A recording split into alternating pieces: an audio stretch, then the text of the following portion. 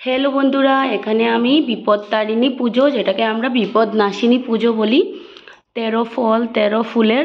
যেহেতু আমি উড়িষ্যাতে আছি, তো বিদেশের নিয়ম নাস্তিক, আমার এখানে 13 রকমের ফুল হয় না, তো অনেক কালেক্ট করতে হয়, তো একটু প্রবলেম হয়ে যায় বলে যা কটা পেয়েছি 3-4 রকমের সেটাই পুজো করে নিয়েছি, ঠাকুরও বুঝবে। আর এখানে হচ্ছে ফল 13 রকমের ফল দিয়েছি, আর হচ্ছে পুজো করেছি, বেশ ভালো লাগছে। তো এই রথযাত্রার পরে আমাদের বিপদনাশিনী পুজো হয়। কেউ কেউ বিপদনাশিনী পুজোকে বিপত্তারিণী পুজোও বলে, যেমন উড়িষ্যাতে বিপত্তারিণী পুজো বলে। তো এটাই আমি করলাম, আর আমার পুজো দেওয়া কমপ্লিট হয়ে গেছে।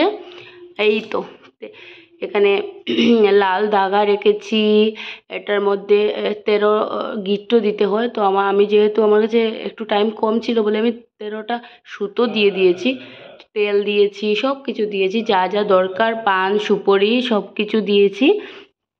আর কেমন লেগেছে অবশ্যই কমেন্ট করে জানাবেন। বাই সবাইকে।